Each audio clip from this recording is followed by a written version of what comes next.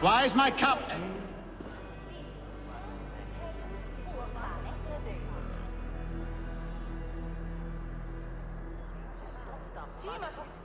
Lord? Ah, a heroic-looking Dane in our midst. I'm looking for Bearston, the alderman of the Shire. Our lord is not at home, but his wife is receiving visitors upstairs, in her usual fashion. If you speak with her, pass on that we've run out of ale. Why is my cup empty? Perhaps because you have drunk the barrel dry? Damn Bearston. His household is as poorly run as his lands. Estrid is a good wife. Far better than he deserves. You would say that, Adrian. Your wife acts like a sow in a skirt. My sweater run is a worthy woman, you coxcomb. She's an excellent cook. With a fine nose for truffles. If Bearston does not return soon, wine will not be the only thing spilled upon his floors. Now, gentlemen, everyone is fractious with this waiting. Let us be civil at least.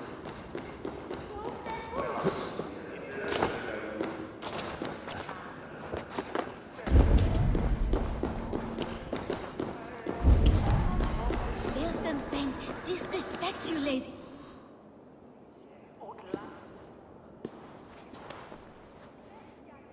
You! Guards will come at one cry from me! Sheathe your blade, lady. I'm Eivor of the Raven clan, here at your husband's request. Another Dane. I am Estrid, wife of the Lord of Essex. As you may have heard, my lord is not at home. I'm wary of rounding up Saxons. Is your husband stolen, drunk, or wayward? He'll be stalking the woodlands today, hunting game and ignoring the vital affairs of Essex. One such affair is why we called for you. If I can find him, I'll remind him of his duties. Ah, such would be a miracle. His favorite haunt is southwest of here. The lavender fields there attract the prey, God help him. With luck, he hasn't been eaten, but I'll return either way.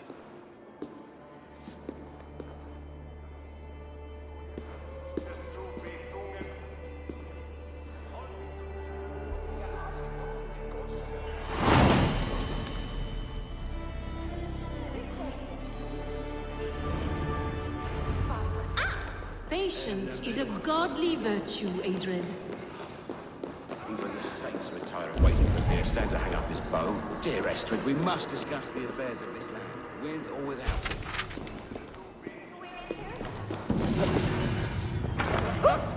Sawi flori man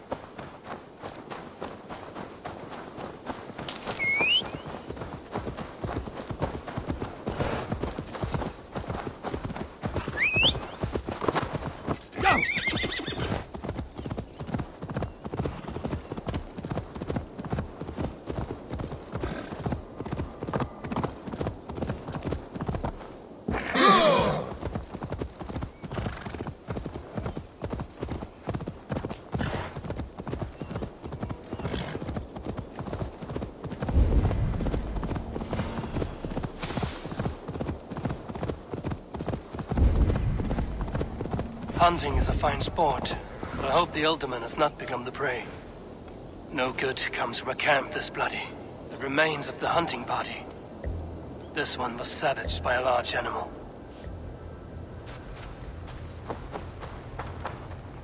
They were caught off guard as they supped.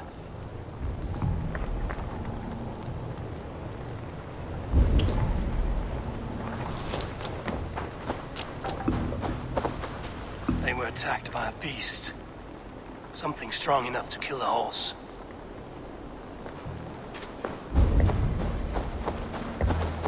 Some large prey left these tracks in the grass.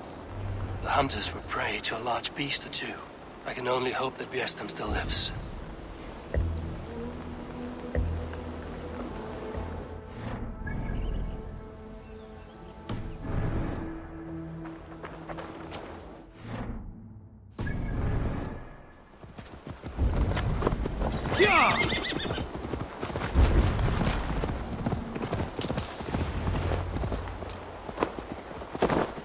Bjersten? Ready your weapon, or accept your fate as a feast for bears.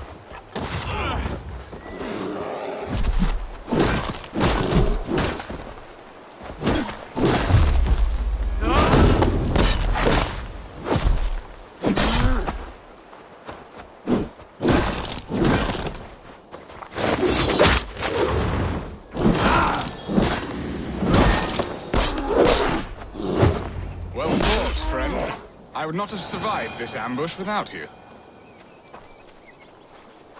You have my gratitude to stumble upon me in my moment of greatest peril.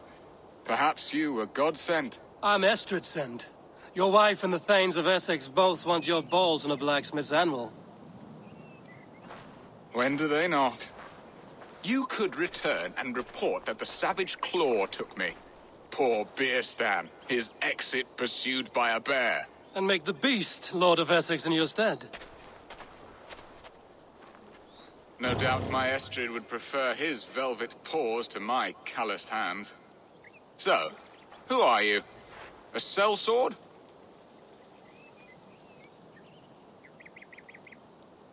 I am Eivor of the Raven clan. You hinted at an alliance for the loan of my unique talents. Blood, yes. Let us return to Colchester at once, and we'll speak more of the delicate matter on my mind. I'm glad you answered my summons. I did not expect such a skilled fighter. It's good I came when I did. We lost many men on this hunt. Good men, all. They will have the proper rights, and their families will be cared for. Your people sacrificed much for your sport. They did. There is no balm for my tortured heart. Why did you ask me here? Do you believe in true love, Eivor? I have loved. But have you truly? Has a longing burned in your breast, a sweet, lingering pain, paralyzing you with its sting? There's pain enough in battle. I do not seek it out in love. I long for it. The thrill of a fight softly won. My wife Estrid lacks fire. She is a fish out of water, cold and dead. She showed great passion when I met her, keeping your Thanes in check. Oh, they love her, it is true. Some with too much devotion. And I have not been.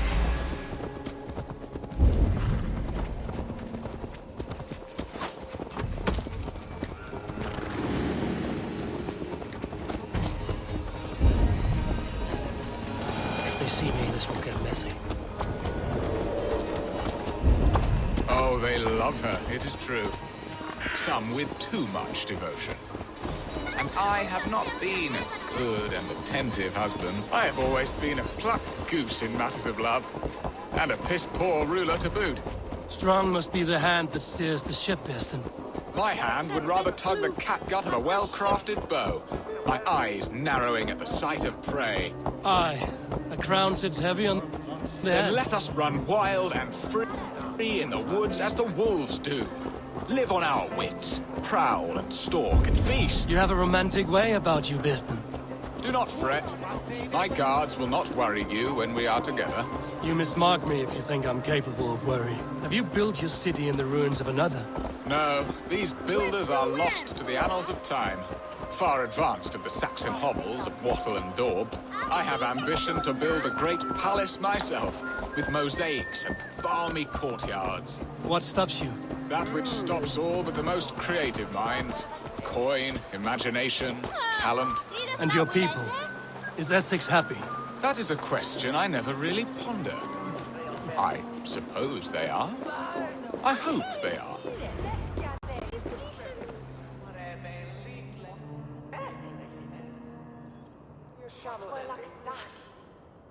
Aiming when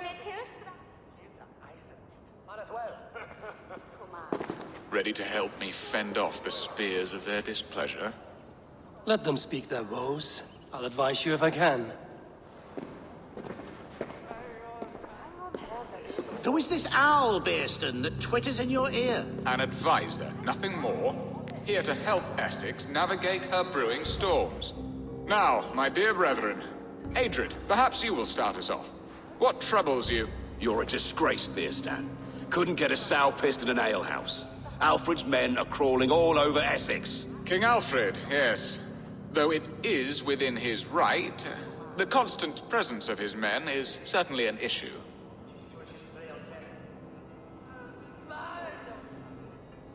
Are they men or babes? If Alfred meddles in the affairs of Essex, send his men home in shrouds. Ah, we should challenge his right to rule. Was not Essex once a thriving kingdom of its own?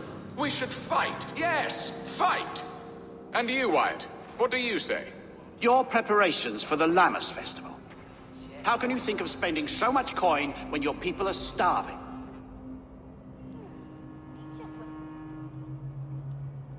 Drink, be merry, eat your fill.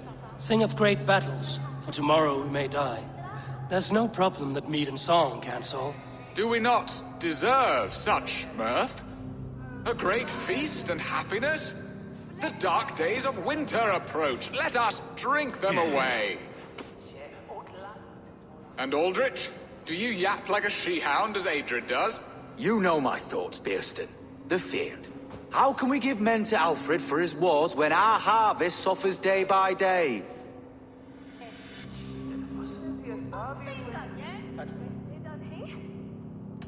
Do they not defend your land? You'll need all the men you can muster to fight the coming wars. The Danes are a great threat when provoked. Those we cannot ally with, we must fight or lose our lands. There! Have I not answered all your questions? You are a stain on this Shire, Bearstan. Useless. Useless. That's right. Yet still you haunt my hall. Be gone! I haven't time for your squabbling.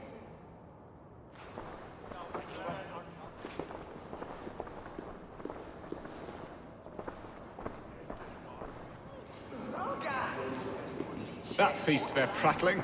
A fine outcome, Eivor. The very soul of balance. A firm hand is all you need, Bearston. Whether on your hunting bow or on your helm. All this talk of hunting makes me long for the woods. Your wife awaits, Bearston. Aren't you worried some other man will drench your sheets with his sweat? Ha! She does as she must. As do I. But you will discover this soon enough.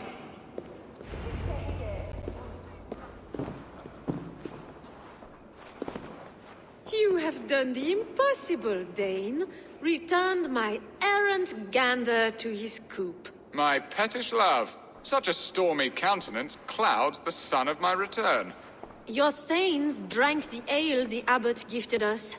All of it. Now that is a tragedy my heart will not easily overcome. If he looked at me with the same affection he shows for hunting deer, our marriage might have survived.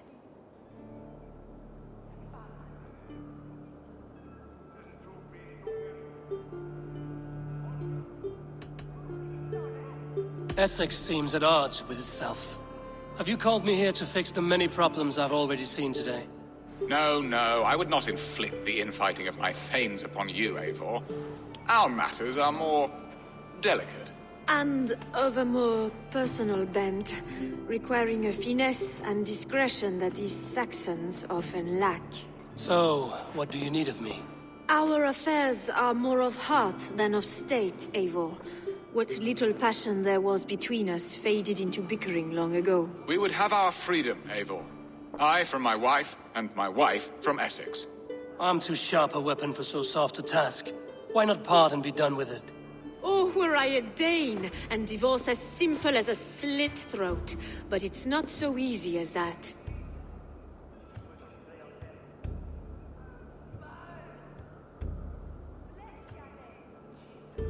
Does your god not allow husbands and wife to part? Our god? Our king? There is much standing in the way of a joyous uncoupling. Ours was an arranged marriage, a political need, and not easily broken. Explain yourselves, clear and plain, and I will do it. The poetry here is mind mud. We had a plan, a simple plan. A woman lost and a woman found. Some time ago, we paid a Dane to kidnap me and ferry me safely to Francia. As you can see, he did not deliver. He was certainly thorough in other regards.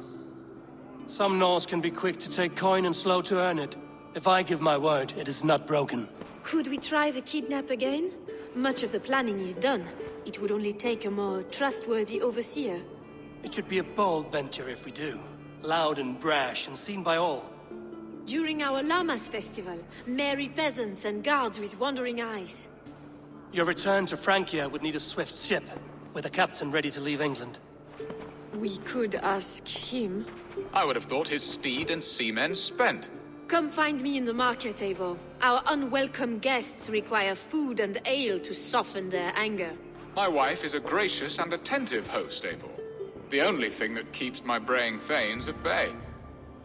And the woman found? A darling Maybud, Alvida, my childhood sweetheart. I left her 20 years ago in Malden to marry my prickled pear. 20 years? Can an ember so cold be reignited? We can hope. You must fan the flame. Find her, bring her to my lakeside cottage, and light a bonfire there. I will know to come. I believe she lived in the last house in Malden. A small, sweet place where fond memories were made.